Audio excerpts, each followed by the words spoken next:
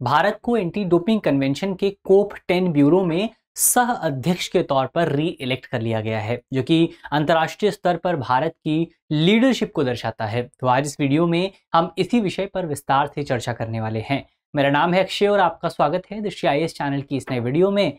इसी नोट के साथ करते हैं वीडियो की शुरुआत और सबसे पहले देखते हैं कि ये जो खबर है वो हमारे सामने चर्चा में क्यों आई है।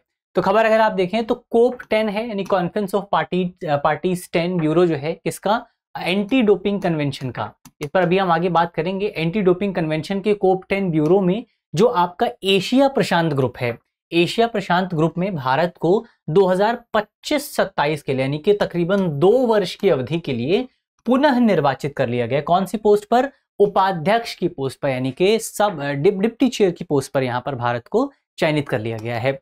ये जो निर्णय है, ये निर्णय अंतर्राष्ट्रीय खेलों में डोपिंग के खिलाफ अभी समय यानी कि international convention against doping in sports के कोप 10 यानी कि कॉन्फ्रेंस ऑफ पार्टीज के 10वें सत्र के दौरान ये डिसीजन यहाँ पर लिया गया है। ये सत्र 20 से 22 अक्टूबर के बीच 2025 तक यूनेस्को का मुख्यालय जो है पेरिस में आयोजित किया गया था। तो आपको ये भी पता होना चाहिए कि जो कन्वेंशन है किसके अंतर्गत आता है, ये कन्वेंशन आपका यूनेस्को के अंतर्गत आता है। इसके अलावा इसी पूरे सम्मेलन के दौरान और भी बहुत सारे चयन हुए हैं, जैसे हमारा जो आपका जो एशिया प्रशांत क्षेत्र जो है उसका जो ग्रुप है, उसमें अजरबैजान को कोप 10 ब्यूरो के अध्यक्ष के तौर पर चूज किया गया है। इसके अलावा और भी देश हैं जैसे ब्राजील है, जाम्बिया है, सऊदी अरब है, इनको अपने अपने क्षेत्रीय समूह के उपाध्यक्ष के तौर पर चूज किया गया है। तो ये कुछ इंपॉर्टेंट डेवलपमेंट यहाँ पर आपको इस कन्वेंशन के दौरान, इस पूरे सम्मेलन के दौरान देखने को मिले थे। अब हम बात करते हैं ये जो कन्वेंशन है, इस कन्वेंशन के बारे में थोड़ा सा डिस्कस करते हैं, यानी कि खेलों में डोपिंग के खिलाफ अंतर्राष्ट्रीय कन्वेंशन क्या है। ये दुनिया में डोपिंग के खिलाफ एकमात्र कानूनी तौर पर बाध्यकारी संधि है। सबसे पहले तो आपको यही याद रखना है, अगर आपसे कोई पूछे कि अंतर्राष्ट्रीय स्तर पर डोपिंग के खिलाफ एकमात्र कानूनी तौर पर बाध्यकारी संधि कौन सी है, तो आपको सीधे इस संधि का नाम लेना है। ये संधि बेसिकली आपके किसके अंतर्गत आती है? यूनेस्को के अंतर्गत आती है। संधि पर बेसिकली आपका 2005 में संधि का विचार जो है, या 2005 में संधि को हस्ताक्षर के लिए खोला गया था और संधि लागू हुई थी। ये जो कन्वेंशन है, कन्वेंशन लागू हुआ था 1 फरवरी 2007 को। तो ये कुछ इंपॉर्टेंट पॉइंट आपको इसके बारे में पता होने चाहिए। इसके अलावा ये जो संधि है, ये सभी को समान अवसर उपलब्ध कराने हेतु अंतर्राष्ट्रीय स्तर पर डोपिंग रोधी नियमों और विनियमों के बीच में सामंजस्य स्थापित करने पर जोर देती है। दरअसल इसका मतलब क्या हुआ? इसका मतलब बहुत सीधा सा मतलब ये है कि दुनिया भर में आपको 200 से ज्यादा देश देखने को मिलते हैं। तो अब इस पूरे जो कन्वेंशन है, इस कन्वेंशन का उद्देश्य ये है कि दुनिया के हर एक देश में डोपिंग के जो रूल्स हैं, वो रूल्स लगभग एक जैसे होने चाहिए। ऐसा ना हो कि कोई ड्रग्स जो है वो एक देश ए में तो वैलिड हो और दूसरे देश बी में वो इलीगल डिक्लेयर कर दिया जाए। तो अगर किसी ड्रग्स को बी में इलीगल डिक्लेयर किया जाता है और ए में उसको कंज्यूम किया जाता है, तो इसकी वजह से जो बी देश है इसके एथलीट्स को नुकसान होगा और ए देश के एथलीट्स को फायदा होगा। तो यहाँ पर इस संधि का, इस कन्वेंशन का उद्देश्य यही है कि बेसिकली दुनिया भर में जो आपके तमाम देश हैं, उनमें जो डोपिंग से रिलेटेड रूल्स हैं, उन रूल्स में कोऑर्डिनेशन स्थापित किया जाए, सामंजस्य स्थापित किया जाए। तो एक तो ये पॉइंट आपको याद रखना है। दूसरा, जो भी आपके हस्ताक्षरकर्ता देश हैं, जैसे भारत भी एक हस्ताक्षरकर्ता है, आगे हम बात करेंगे इस पर, तो जो भी आपके हस्ताक्षरकर्ता देश हैं उनको निषिद्ध पदार्थों यानी कि जो प्रोहिबिटेड एलिमेंट्स हैं और जो प्रोहिबिटेड मेथड्स हैं, इनकी उपलब्धता और उपयोग को प्रतिबंधित करने के लिए उचित उपाय करने पड़ते हैं। ये उनके लिए मैंडेटरी है और भारत ने भी ये उपाय किए हुए हैं। अभी हम आगे बात करेंगे इसके ऊपर।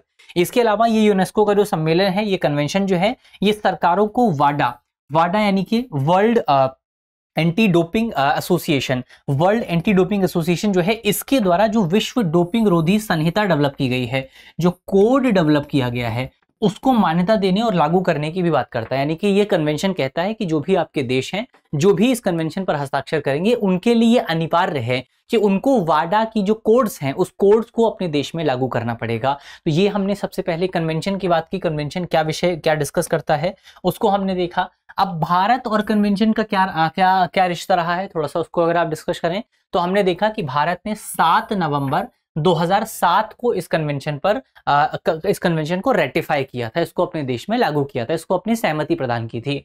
इसके अलावा भारत में हमने देखा था कि हर जो आपका हस्ताक्षरकर्ता देश होता है उसको कानून बनाना पड़ता है, उपाय करना पड़ता है, जिसके लिए भारत की तरफ से राष्ट्रीय डोपिंग रोधी अधिनियम जो है, नेशनल एंटी डोपिंग एक्ट 2022 में लागू किया गया था। ये जो कानून है, ये कानून बेसिकली आपका दुनिया भर में जो एंटी डोपिंग एक्टिविटीज हैं, जो एंटी डोपिंग जो प्रयास हैं, उनको कानूनी समर्थन प्रदान करता है। और इसके साथ साथ जो आपका कन्वेंशन है और जो वाडा के रूल्स हैं, वाडा के जो कोड हैं, उनके प्रति जो भारत की अंतर्राष्ट्रीय प्रतिबद्धता है, उसके साथ जो है हमारे प्रयासों को संरेखित करता है, हमारे प्रयासों को अलाइन करता है। तो ये एक्ट काफी इंपॉर्टेंट है।